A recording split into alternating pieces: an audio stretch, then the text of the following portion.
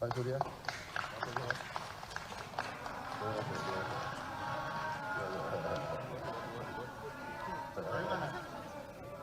Komando.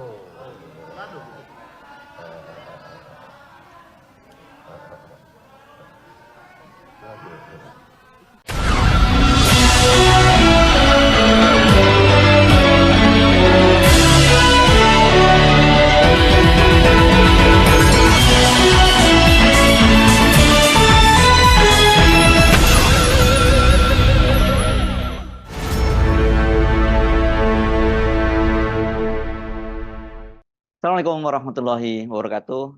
Saya Hirsun Arif dari Forum News Network.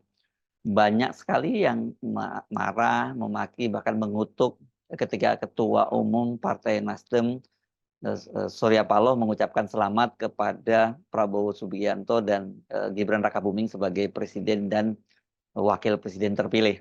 Mereka itu lebih jengkel lagi karena Surya Paloh bukan hanya menyampaikan ucapan selamat, tetapi juga mengisyaratkan itu dengan sangat jelas bahwa Partai Nasdem secara resmi tidak akan terlibat dalam pengajuan hak angket. Dia menggunakan kalimat yang retoris, persatuan nasional di atas kepentingan pemilu. Dari pernyataan Surya Paloh yang mengucapkan selamat kepada Prabowo dan Gibran, dan kemudian sikapnya soal hak angket, ya tidak terlalu salah. Kalau banyak yang menyimpulkan Surya Paloh bersama Nasdem akhirnya menyerah juga. Saya menyimak kemarahan yang luar biasa di media sosial dan menganggap Surya Paloh itu adalah pengkhianat. Ya sama seperti halnya Prabowo ketika berkhianat meninggalkan para pendukungnya bergabung dengan pemerintahan Jokowi. Jadi ada yang menyatakan bahwa ya Surya Paloh ini hanya memanfaatkan Anies untuk mengangkat elektabilitas Partai Nasdem, dan setelah pemilu usai, meskipun tidak terlalu berhasil sangat signifikan ya suara Nasdem, tapi tetap bertahan, ya kemudian ditinggalkan begitu saja. Padahal saya baca komentar juga banyak sekali orang yang pada waktu itu memilih Nasdem karena mengapresiasi pilihannya untuk melawan Jokowi dengan tetap mengusung Anies Baswedan. Nah sekarang itu pujian-pujian itu hilang berganti dengan caci maki. Karena sebab pada saat bersamaan ini ketika Surya Paloh melakukan itu kan tim Amin itu sedang mengajukan gugatan ke Mahkamah Konstitusi. Gugatan ke Mahkamah Konstitusi dan juga rencana pengajuan hak angket ini dianggap merupakan celah yang diharapkan oleh para pendukung Amin untuk membatalkan hasil pemilu dan memakzulkan Jokowi yang sekarang ini sudah dinobatkan sebagai aktor utama dalam berbagai kecurangan pada Pilpres 2024. Salah satu ekspresi kemarahan pendukung Amin itu adalah adanya peristiwa bendera Nasdem di markas Amin di Jalan Diponegoro nomor 10 itu diturunkan ya oleh salah seorang pendukung Amin, tapi kemudian tak lama kemudian itu bendera itu sudah dikembalikan lagi. Sinyal bahwa Surya Paloh menyerah itu makin tegas ketika Jumat siang Prabowo Subianto mendatangi markas Partai Nasdem di Nasdem Tower kawasan Gondangdia, Jakarta. Prabowo itu disambut oleh Surya Paloh bersama para petinggi Nasdem di anak tangga yang di ujung anak tangga, jadi di dekat mobilnya ketika dia tiba. Nah, anak tangganya dilapisi dengan karpet merah. Ini simbol penghormatan sekaligus penerimaan sepenuhnya terhadap Prabowo sebagai seorang presiden yang terpilih. Dalam sambutannya itu Surya Paloh kembali mengulang ucapan selamat sebagai presiden terpilih dan dia juga mengungkit hubungan persahabatan keduanya selama 40 tahun terakhir. Artinya ya wajar kalau kemudian mereka bersatu lagi, namanya juga sahabat lama. Saudara rekan-rekan pers yang saya hormati. Sana cuy, audionya cuy. Pada siang hari ini. Audionya di situ. Situ. Saya dan seluruh fungsionaris DPP Partai Nasdem mendapatkan kunjungan Presiden terpilih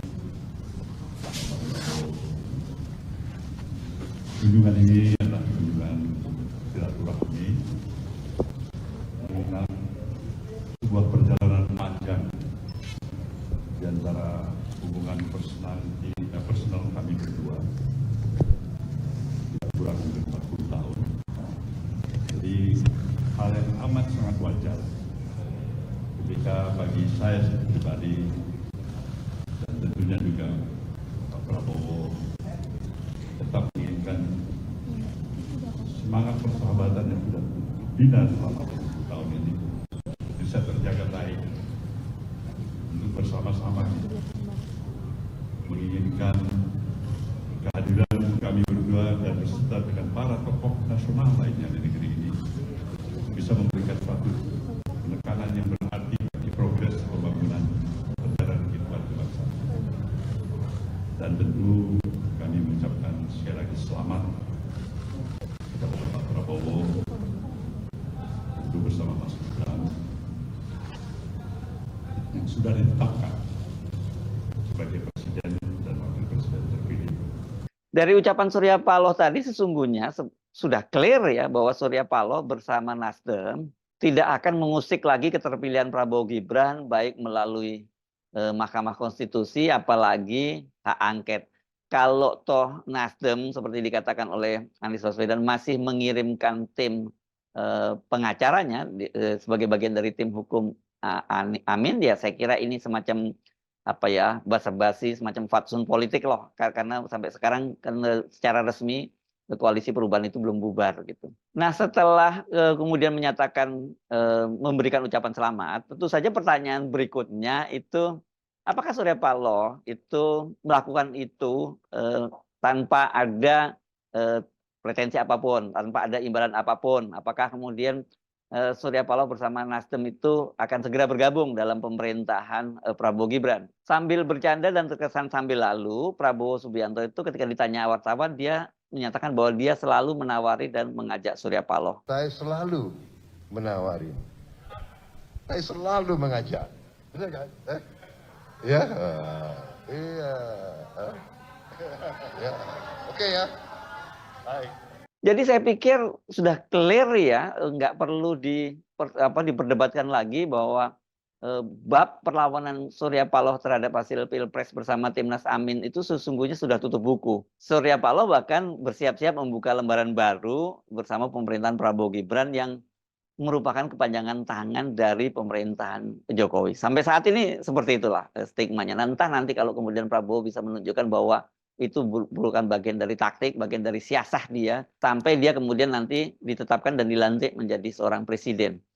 Sikap Surya ketika ditanya soal kemungkinan mereka bergabung dengan pemerintahan Prabowo Gibran, waktu setelah bertemu dengan Prabowo itu dia menyatakan 50-50 gitu, dan dia masih melihat bagaimana ke depannya. Sikap ini sih lebih maju ya dari sebelumnya ketika dia menyatakan hal itu. Kata dia waktu itu dia menyatakan bukan merupakan prioritas. Jadi yang paling penting adalah persatuan nasional. Pertanyaannya bagaimana nasib koalisi ya? Kira-kira begitu? Apakah akan bergabung pada pemerintahan baru ya? Untuk bergabung pada pemerintahan baru saya pikir bukan prioritas utama bagi Nasdem. Ya.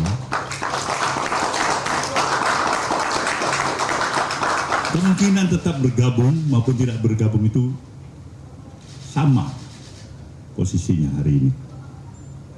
Jadi ini saya ingin bertegas, tidak merupakan prioritas untuk segera bergabung. Harapan dari Nasdem tentu, pemilu ini tentu kita harapkan menghasilkan pemerintahan yang lebih hebat, lebih kuat, lebih solid, lebih mantap untuk menjalankan roda administratif pemerintahannya. Itu harapan yang jelas dari Nasdem. Itulah sikap Nasdem. Nah, pertanyaan pentingnya sekarang, mengapa Surya Paloh kok akhirnya menyerah juga? Padahal Nasdem ini adalah partai yang pertama kali mengusung Anies, dan konsekuensi yang harus dibayar itu sangat-sangat mahal. 2 menteri Nasdem ini masuk penjara. Yang pertama adalah Menkominfo Johnny G. Plate karena terlibat dalam kasus BTS, korupsi pengadaan BTS, dan yang kedua Menteri Pertanian Syahrul Yassin Limpo. Ya, ini gratifikasi dan juga korupsi dalam jual beli jabatan di Kementerian Pertanian. Selain itu bisnisnya Surya Paloh juga dikabarkan babak belur. Ya memang begitulah kalau di Indonesia ini memang banyak sekali masih bisnis-bisnis yang erat kaitannya dengan kekuasaan. Karena itu menjelaskan mengapa banyak sekali para politisi, apalagi politisi yang juga pengusaha, yang mereka selalu berusaha untuk tetap berada dalam lingkaran kekuasaan. Nah, kendati babak belur, waktu itu Surya Paloh tetap konsisten, ya, dia tetap jalan terus mengusung Anies Baswedan. Nah, ini dia dibujuk, bahkan diancam berkali-kali oleh Jokowi, dia tetap bergeming. Jokowi juga tampaknya nggak kenal lelah untuk membujuk Surya Paloh ini, karena setelah Pilpres itu ya pada tanggal 18 Februari 2024 atau 4 hari setelah hari pencoblosan, dan paslon 02 itu sudah mendeklarasikan kemenangannya berdasarkan hitung cepat dari lembaga survei, itu ternyata Surya Paloh kembali bertemu dengan Jokowi. Dan pada waktu itu Istana mengklaim bahwa pertemuan itu merupakan permintaan dari Surya Paloh. Dan pada waktu itu orang menyatakan, wah, Surya Paloh udah masuk angin. Tapi belakangan soal ini kemudian dibantah oleh Sekjen Partai Nasdem Hermawi Taslim yang menyatakan dengan tegas bahwa itu adalah atas permintaan dari Jokowi. Jadi ini Jokowi yang meminta bertemu Surya Paloh, dan kemudian pengamat menyebutnya ini sebagai upaya untuk pengembosan hak angket. Jadi ini adalah upaya Jokowi untuk memecah belah soliditas koalisi 01 dan sekaligus menggembosi hak angket. Tak lama setelah itu melalui Sekjen Partai Nasdem Hermawi Taslim, itu Nasdem menegaskan bahwa mereka tetap konsisten mengajukan hak angket. Bahkan kemudian Sekjen ini mengundang tepatnya Sekjen PKS dan PKB ke Nasdem Tower, dan mereka menyatakan akan mengajukan hak angket dan tidak akan menunggu PDIP. Ini beda sikap sebelumnya, karena seperti dikatakan Surya Paloh bahwa mereka itu menunggu inisiatif dari Partai Demokrasi Indonesia Perjuangan PDIP sebagai inisiator dan sekaligus partai yang terbesar begitu. Tapi rupanya kemudian mereka kompak, koalisi perubahan menyatakan akan mengajukan angket. Nah, dengan mengucapkan selamat kepada Prabowo dan Gibran, padahal secara formal sesungguhnya keduanya belum resmi terpilih, karena sesungguhnya tahapannya itu kan harus menunggu terlebih dahulu putusan MK, ya baru kemudian boleh disebut sebagai presiden terpilih maupun wakil presiden terpilih. Maka Surya Paloh ini sesungguhnya secara langsung dan terbuka memberi legitimasi politik kepada kemenangan Prabowo Gibran, sekaligus juga sebagai vonis mati terhadap hak angket. Tidak mungkin hak angket bergulir hanya dengan dukungan dari fraksi PKS dan fraksi PKB. Sementara pelaksana tugas Ketua Umum P3 Mardiono juga sudah mengikuti langkah Surya Paloh dengan mengucapkan selamat kepada Prabowo Gibran. Artinya ini dari sisi 01 sudah gembes, udah kempes ini Nasdemnya, tinggal PKS dan PKB, dan sementara dari paslon 03 ya tinggal PDIP. Padahal PDIP sendiri juga tampak sekali sangat ragu-ragu, maju mundur soal hak angket ini, dan sampai hari ini kita tidak mendengar sikap resmi dari sang Ketua Umum Ibu Megawati. Jadi ya sangat wajar bila Prabowo sangat bergembira dan sangat berterima kasih. Karena itu dia langsung menyebut bola dengan mendatangi markas Nasdem, menemui Surya Paloh dan mengucapkan terima kasihnya. Surya Paloh bagi Prabowo ini saya kira menjadi semacam game changer ya, yang memberikan kepastian pasca Pilpres 2024, dan dipastikan dia tidak akan diutak-utik oleh kekuatan politik di parlemen. Tinggal ya Mahkamah Konstitusi yang saya kira sampai sekarang pun kita tetap harus memberikan ruang bahwa Mahkamah Konstitusi masih mungkin dimainkan gitu ya.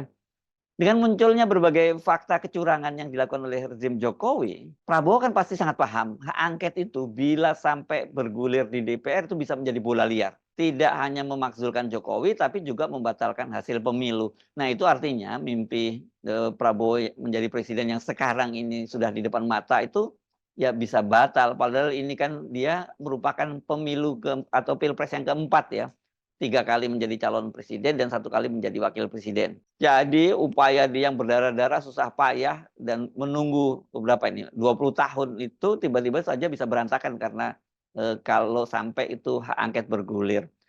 Saya kira itu yang menyebabkan kenapa kemudian Prabowo Ya sangat-sangat berterima kasih. Tapi pertanyaannya kemudian, apa motivasi dari Surya Paloh kok kemudian di ujung permainan begini tiba-tiba saja melemah dan kemudian sampai bersedia dicap sebagai pengkhianat oleh para pendukung Amin. Penjelasan yang paling mudah saya kira ya kita dengan menggunakan analisis situasi politik saat ini, terjadinya perubahan situasi politik ini dan siapa Surya Paloh, latar belakangnya seperti apa Surya Paloh ini.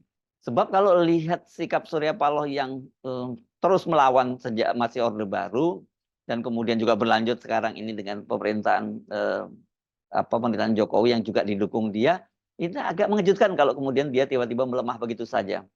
Surya Paloh ini kan sejatinya sama seperti Prabowo adalah kader Golkar. Dan kader Golkar itu doktrinnya di Golkar itu adalah kekaryaan. Ini yang sering menjadi justifikasi kenapa Golkar itu selalu berada dalam pemerintahan. Meskipun mereka kalah mengusung jagonya, tapi akhirnya mereka pasti bergabung dalam pemerintahan. Alasannya ini agar bisa berkarya, ya mereka harus berada dalam pemerintahan. Nah, Nasdem ini kan didirikan tanggal 11 November 2011. Artinya karir politik mereka itu, ya pertama kali kan mereka baru ikut pemilu pada pemilu 2014 dan kemudian sudah masuk menjadi bagian dari partai-partai pemenang bersama dengan pemerintahan Jokowi dan pada periode pertama waktu itu bersama Yusuf Kala dan berlanjut dengan pemerintahan Jokowi selama bersama dengan Ma'ruf Amin. Jadi selama 10 tahun terakhir ini pengalaman Nasdem ya berada di koalisi pemerintah. Jadi sejarahnya Nasdem itu juga belum pernah menjadi oposisi. Ini kalau kemudian merujuk pada Golkar yang Pak Surya Paloh pernah lama di situ ya tidak pernah jadi oposisi juga. Jadi mereka ini, Nasdem maksud saya menjadi oposisi itu hanya sebentar. Sejak mendeklarasikan Anies pada tanggal 3 Oktober 2022. Jadi berapa lama ini? Menjadi oposisi nggak sampai 1,5 tahun ya. Ini nggak sampai 1,5 tahun jadi oposisi saja mereka sudah babak belur. Alasan kedua, Surya Paloh ini bagaimanapun juga dia adalah selain politisi juga seorang pengusaha. Kalau sebagai seorang pengusaha, apalagi di Indonesia ini doktrinnya memang nggak boleh jadi oposisi ya. Kalau jadi oposisi dipastikan bisnisnya akan berantakan ya. Kalau toh bisa dicari-cari lah oleh pemerintah apapun. Kalau toh misalnya bisnisnya tetap lancar karena tidak tergantung pada pemerintah, ya bisa dicari-cari misalnya pajaknya, apakah dia bayar pajak atau tidak. Pokoknya selama menjadi oposisi itu untuk seorang pengusaha apalagi di Indonesia ini nggak akan aman. Ketiga, ya ini yang saya kira penting juga kita bahas adalah yang menawari bergabung ke pemerintahan itu kan Prabowo bukannya Jokowi. Kalkulasinya jelas ya. Kalau waktu kemarin dia bertemu dengan Jokowi itu yang tanggal 18 Februari kan dikabarkan dia ditawari juga bergabung, Nasdem itu ditawari bergabung dalam pemerintahan Prabowo Gibran. Tapi kan yang nawari Jokowi bukan Prabowo. Dan kan tidak ada jaminan bahwa Prabowo juga akan menerima opsi yang ditawarkan oleh Jokowi. Karena bagaimanapun nanti dia presidennya, masa Jokowi yang menawarkan kabinet ke partai-partai lain. Jadi Surya Paloh ketika bertemu dengan Jokowi pada waktu itu dia sudah tahu bahwa Jokowi kan kekuasaannya akan berakhir bulan Oktober, maka ya nggak ada gunanya negosiasi dengan Jokowi. Yang lebih benar ya nego dengan presiden terpilih, bukan dengan outgoing presiden. Ya, ini jadi negonya dengan Prabowo, bukan dengan Jokowi. Sebagai mantan kader Golkar, saya yakin Surya Paloh juga pasti dapat info bahwa upaya Jokowi untuk mengambil alih Golkar dan terus cawe-cawe di pemerintahan dengan cara membentuk koalisi semi permanen dan dia menjadi ketua koalisinya itu dipastikan sekarang ini sudah berantakan. Jadi kendati hubungan antara Surya Paloh dan Prabowo selama 40 tahun yang disebut tadi itu pasang surut naik turun gitu dan tapi seperti dikatakan dalam pertemuan keduanya kan menyatakan bahwa mereka itu sudah mulai sama-sama tua dan menjadi lebih arif gitu. Jadi mereka lebih menyingkirkan kepentingan personal untuk kepentingannya lebih gede lagi gitu ya, lebih besar lagi. Jadi saya kira bahasanya ini antara Surya Paloh dengan Prabowo ini lebih nyambung gitu. Dan apalagi kalau nanti ada Golkar di pemerintahan sebagai partai yang terbesar, ya ini semacam reuni di antara para kader Golkar. Jadi mereka ini ya bisa bicara dengan posisi yang setara bahkan senada. Jadi saya kira itu pilihannya kenapa kemudian Surya Paloh tampaknya sekarang sudah mulai masuk angin, begitu menyebutnya, mulai melemah, dan kelihatannya benar seperti yang dikatakan oleh Gibran Rakabuming bahwa akan ada lebih dari satu partai ya di luar koalisi 02 yang akan bergabung dalam pemerintahan Prabowo Gibran. Tapi itu masih menunggu nanti ya bulan Oktober, karena seperti dikatakan oleh Anies sampai sekarang ini kan itu masih spekulatif ya soal pemerintahan baru itu. Semuanya bisa terjadi, masih ada waktu tersisa. Sekarang ini 7 bulan untuk menuju nanti Prabowo dan Gibran dilantik menjadi presiden dan wakil presiden. Saya Hersbun Arif dari Forum News Network. Sampai jumpa lagi. Wassalamualaikum warahmatullahi wabarakatuh.